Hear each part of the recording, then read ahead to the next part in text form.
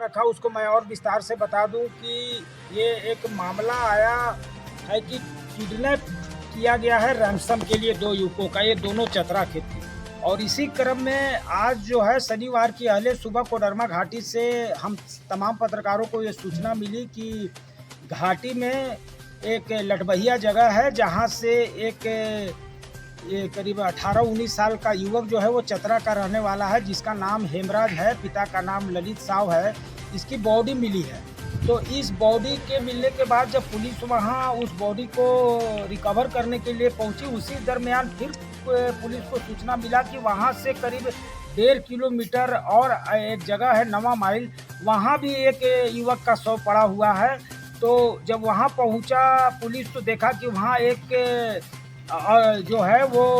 आकाश साव नाम का लड़का है, वो भी चतरा का था। वो घायल अवस्था, जो कि काफ़ी गंभीर अवस्था में घायल था, उसका भी वहाँ पर बॉडी जो है या वो लड़का कहे कि वहाँ पड़ा हुआ था। तो दोनों का जब तार जोड़ा गया तो पता चला कि ये दोनों लड़का जो है वो कार से कहीं जा रहे थे। इस बीच में इनका किडनैप किया गया था। उसी क्रम में जो अपहरण करता है उनको मारने के ख्याल से इसको लाकर जो है दोनों को या तो वहीं मारा या पहले मारकर वहां लाया गया। ये अभी जांच का विषय है। लेकिन अपहरण करता बात पर आता हूँ, उसके बाद वो दोनों को जो है वो वहां से डेड बॉडी को भी लाया गया और घायल लड़का को लाया गया। इसके बारे में जो पुलिस से जो बात सामने आई है कि ये दोनों लड़का जो है वो चतरा जिले के टंडवा थाने के धन अड्डा का रहने वाले थे। और जो ये हेमराज मृतक जो है वो गाड़ी चलाता था और खुद अपना गाड़ी था ये बुक करता था। और इसके परिजनों से जो जानकारी मिली कि ये 29 तारीख की शाम को इसको गांव के ही ये व्यक्ति ने इसको कोई बॉम्बे से उनका कोई परिवार का आ रहा था, उसको लाने के लिए बोला था कि एक बुकिंग है हमारी, ये आप कोडरमा स्टेशन चले जाइए और वहां से हमारे कुछ लोग आ रहे हैं, उनको लेकर आप फिर ये धन अड्डा आइएगा। इसी को लेकर ये शाम को जो है हेमराज जो है अपना गाड़ी लेके निकला था और अपने दोस्त जो है ये आकाश साव को भी गाड़ी में बैठा लिया था। इसी क्रम में रास्ते में इसका जो है कुछ लोगों ने अपहरण कर लिया और इसके बाद जो है उन लोगों से जो है वो रैंसम मांगा गया परिवार वालों से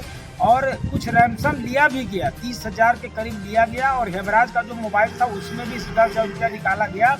और इसके बाद ये राशि जो ली गई है अपहरण करने वाले लोगों की, वो किस माध्यम से ली? जो है वो सब ऑनलाइन लिया गया। मोबाइल से पहले पैसा मंगाया गया, जैसा कि अभी घायल जो आकाश है उसके जो पिता हैं अर्जुन साहब, वो बता रहे थे कि ये जो घटना हुई थी 29 तारीख को, इसके बाद इन्होंने 30 तारीख को अहले सुबह टंडवा थाना में अपने बेटे की गुमशुदगी या किडनैप का मामला दर्ज कराया था। चूँकि इनको 8 बजे कल ही 8 बजे सुबह में किडनैपर के द्वारा इनके बेटे जो है आकाश साव के मोबाइल से ही फ़ोन किया गया और रैंसम मांगा गया कि, और शायद उन्होंने ये भी बताया कि जो अपहरण करता है वो फ़ोन पर कह रहे थे कि हम लोग पीपीसी के हैं और आपका लड़का और हेमराज जो है वो किसी लड़की के मामले में पकड़ा गया है और अगर 1-1 लाख रुपया आप लोग दोनों बच्चे का अगर नहीं देंगे तो इनको हम मार कर फेंक देंगे और ऐसा जगह फेंकेंगे कि आपको लाश भी नहीं पता चलेगा, जैसा इनका आकाश साव के जो पिता घायल आकाश साव है उसके पिता बता रहे थे। इसके बाद इन्होंने अपने लड़के के फ़ोन पर, चूँकि ये बता रहे थे कि हम काफ़ी गरीब परिवार के हैं और इतनी पैसा हमारे पास रैंडमली एक बार नहीं हो सकता था, इसलिए हमने 10-10 हज़ार रुपया करके 3 बार जो है कल ही जो है वो अपने पुत्र आकाश साव के मोबाइल पर भेजा। और इसके बाद अपहरणकर्ता जो है वो उनको ले जाकर डेमोटार या कहीं एक जगह बताया गया, चाहे वहाँ पर ले जाके दुकान के माध्यम, चाहे वो उनके थंब के निशान से हो या एटीएम से कैसे निकालिए जांच का विषय, लेकिन वो 30,000 रुपया निकाल लिए। और जैसा कि अर्जुन साहब ने बताया कि हेमराज का भी जो मोबाइल में जो 10,000 रुपया था यानी बैंक में, वो मोबाइल के जरिए वो भी पैसा लोगों ने ट्रांसफ़र करा लिया या कैश निकाल लिया। उसके बाद इसका कहना है जो चूँकि पूरा पैसा नहीं दे पाए और इसी के कारण जो है ये अपहरणकर्ताओं ने एक प्लान के तहत इन लोगों को वहाँ से अपहरित कर, लेकिन इस बीच में एक और नया मोड़ आया कि जैसा अर्जुन साहब के पिता ने बताया कि जब इन्होंने टंडवा थाने में मामला दर्ज कराया था, आकाश साव के पिता ने बताया अर्जुन साहब ने, तो पुलिस जब छानबीन शुरू की तो कल 3 बजे यानी 5 बजे के लगभग माना जाए, 3 से 5 बजे के बीच में जब पुलिस पूरे मामले की छानबीन कर रही थी, इसी बीच में जो स्विफ्ट डिजायर गाड़ी है जो कि हेमराज जिसको बुक करता था, जो उसका ऑन अपना गाड़ी था, तो इस गाड़ी का लोकेशन मिलता है पुलिस को। उसके बाद पुलिस जो है वो गाड़ी का पीछा करते हुए पहले लोकेशन मिला चरही के बाद ये दारू एक जगह है वहाँ पर लोकेशन मिला और अर्जुन साव का जो पुत्र है विनोद साव, वो भी था पुलिस के साथ। और पवन साव, उसने बताया, पवन साव ने, कि आमने सामने हो गया था अपहरणकर्ता और पुलिस की गाड़ी। इसके बावजूद भी दारू में जो जगह है वहाँ से अपहरणकर्ता पुलिस को चकमा देकर गाड़ी लेकर डेमोटाड़ या हजारीबाग की ओर भाग निकले, और उसके बाद पुलिस जो है उसको जो है दौड़ाकर नहीं पकड़ सके। तो इसके बाद फिर ये रात हो जाता है, और कल की घटना में, और रात के बाद में एकाएक जो है आज सुबह यानी कि 31 तारीख शनिवार को इनके परिवार को सूचना मिलता है कि हेमराज का जो है शव जो है वो यहाँ कोडरमा घाटी में पड़ा हुआ है, जबकि आकाश घायल अवस्था में वही उससे 1 किलोमीटर दूर उसका भी जो है बॉडी बरामद होता है। सबसे बड़ी बात है कि यहाँ जो अपराधियों ने जो ये दोनों को मारने के लिए जो तरीका अपनाया है वो दोनों अलग अलग है, जो भी एक जांच का बड़ा पहलू है। पहले तो ये बात आ रही है कि किडनैप, जैसा उनका परिवार बता रहा है कि किडनैप किया गया, रैंसम मांगा गया, पैसा भी दिया गया। तो एक एंगल तो ये सामने खुलकर आ ही रहा है कि पैसा के लिए हो सकता है कि पूरी पैसा नहीं दे पाए ये लोग, इसलिए वो दोनों युवकों पर जो है मारा गया, और आकाश को भी एक तरह से मारकर ही फेंक दिया गया था। वो संजोग था कि बच गया। लेकिन सबसे बड़ी बात है कि जिस तरह से दोनों को हत्या या मारने के लिए जो अपराधियों ने तरीका अपनाया, उसमें ये जो तरीका आया कि हेमराज को जो है वो गला किसी पतला तार वगैरह से दबाकर मारा गया, जो अभी हम लोग तक बात आई है। उसके ऊपर कोई शरीर पर चाकू या किसी धारदार हथियार से वार करने का कोई निशान नहीं था। जबकि आकाश का जो 100 या न कहें उसकी बॉडी जो बरामद हुई जिंदा हालत में ही, गंभीर अवस्था में घायल, तो उसके पीठ पर करीब 22 से 25 जो है वो चाकू से गोदने के निशान है। और ये जो चाकू से गोदने का जो निशान है वो कोई बड़ा चाकू का निशान नहीं है। वो लगता है जैसे छोटा चाकू आमतौर पर जो घर में सब्जी वगैरह काटने के लिए यूज होता है, उस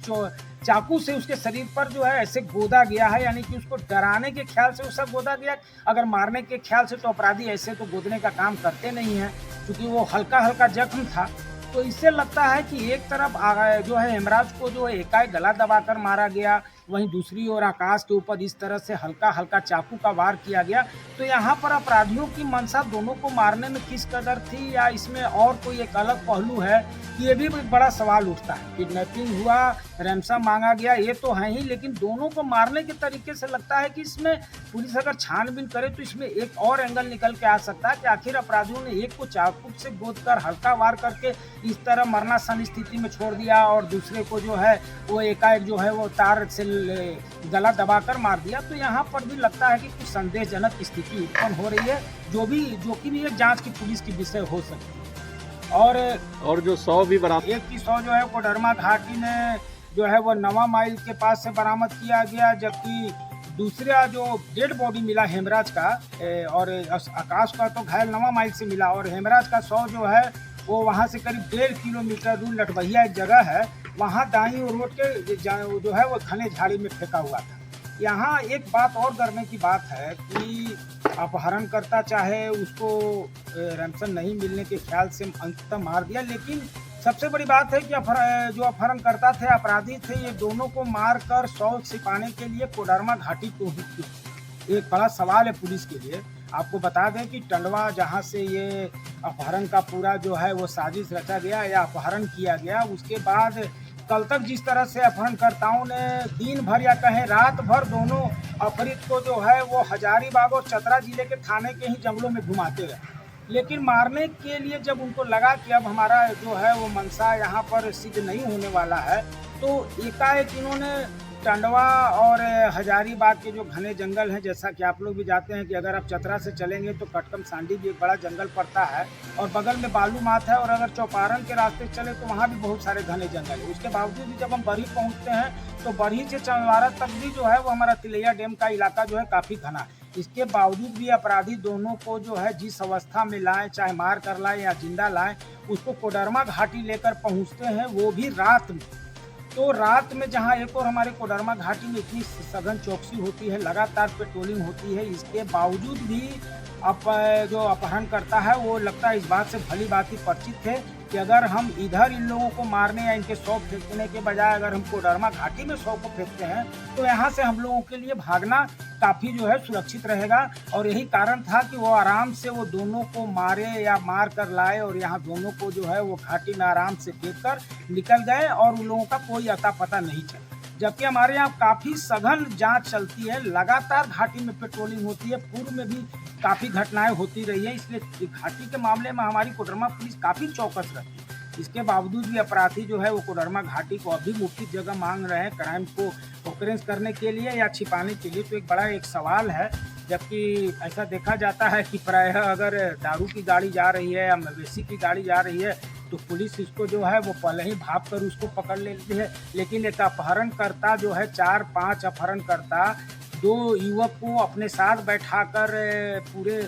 झुमरी तिलैया से होते हुए, कोडरमा टाउन से होते हुए, कोडरमा थाने से होते हुए घाटी तक चले गए और इस भी सभी जगह इतनी पेट्रोलिंग के बावजूद भी वो आराम से जाकर जो है दोनों के शव को फेंक देते हैं या मार देते हैं। ये एक बड़ा प्रश्न चिन्ह है हमारे कोडरमा पुलिस के लिए कि इस तरह की जो वारदात हमारे ज़िले में होती है और अपराधी जैसे हमारे कोडरमा घाटी को मुफीद समझते हैं, तो इस पर पुलिस को और चौकसी होकर ये जो कलंक है इसको जो है समाप्त करने की ज़रूरत है। वैसे फिलहाल पूरे मामले का पर अब तो कोडरमा पुलिस की दारोमदार बनती है कि कब तक इन अपराधियों को जो है वो पुलिस जो है वो पर्दाफाश करते हुए इन्हें धर दबोचती है। लेकिन जिस तरह से घटना को ऑकरेंस किया गया या इसको यहाँ पर लाकर अंजाम दिया गया, ये हमारे कोडरमा पुलिस के लिए भी बड़ी चुनौती है कि घटना कहीं और होती है, अपहरण कहीं और होती है और 100 को लाकर पकड़ा जाता है। ये भी एक बड़ा सवाल है, इसलिए पूरे बिंदुओं को जांच कर ये जल्द से जल्द इसकी पर्दाफाश से आइंदे इस तरह की घटना हमारे ज़िले में ना हो कि दूसरे जगह के अपराधी कोई भी घटना कोडरमा में आकर इसको दें। इस पर जो है पुलिस को और ज़्यादा थोड़ा कुछ करने की ज़रूरत है